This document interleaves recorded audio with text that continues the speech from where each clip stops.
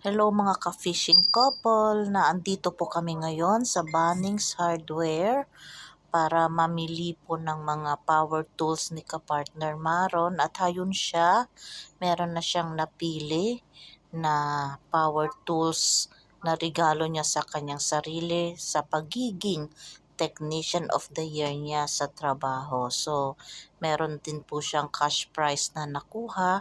Kaya para po meron po siyang sasabitan ng kanyang cash prize, siya ay bibili po ng kanyang power tools at binilhan din po niya ako ng aking Samsung Galaxy A55 5G na cellphone.